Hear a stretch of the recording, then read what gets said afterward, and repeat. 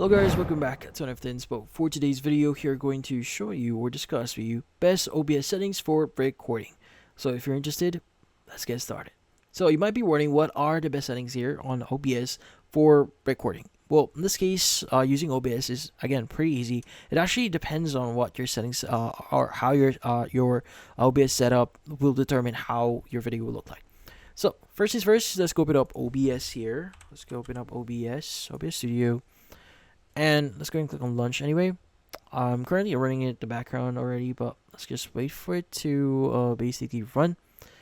But in here, what we need to do is we want to go to our settings. So at the bottom right, you want to click on settings.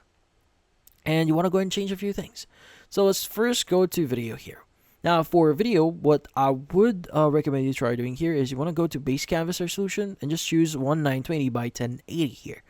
Now, you want to make sure that you actually set the same resolution here for the output scale here. So again, choose 1920 by 1080, which is what I would highly recommend here.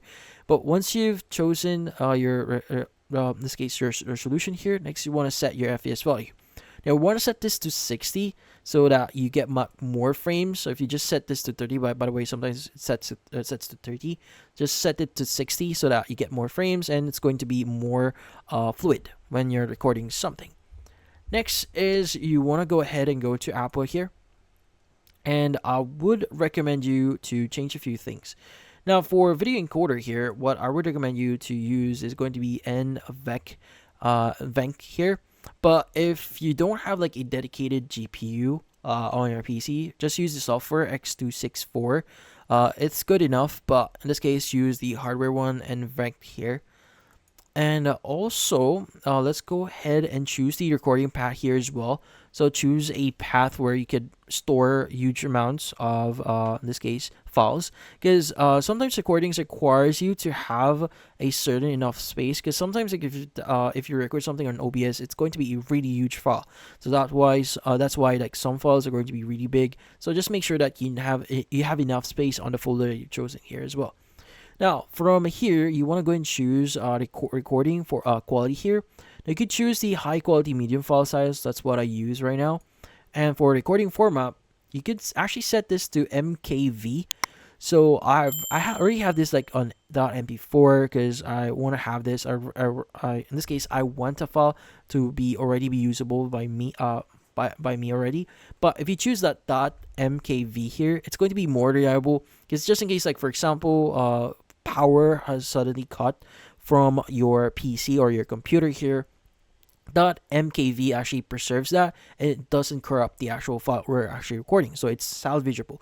Now if you only set this to .mp4 or mpeg4 here, if something happens on your recording, like for example you lose power on your PC, that file will be corrupted and you won't be able to recover that. So using .mkv is a lot better in my opinion, but it's just my preference here. I just like to use mpeg4, but just choose mkv here for better recoverability of your files. Now next is you want to go ahead and basically go to video encoder as well.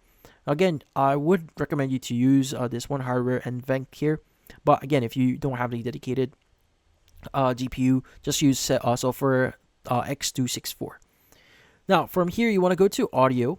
Now for audio, you want to go and choose the mic auxiliary audio here. So choose your default microphone that you're using. So if you have a professional one, just choose it in here. Now for channels, you want to set this to stereo, and the sample rate here is going to be 48 kHz, which is good enough. And yeah, so those are the basic here. You don't want to change other things here as well, but if you have another mic, you can set that in here as well. But yeah, now in advance here, you may want to change a few things. So in this case, you may want to set the video option here. So render, you can just keep this as is. And for the color format, you may want to use NV12 8-bit for 2 planes. Now for color space, just use Rec 709.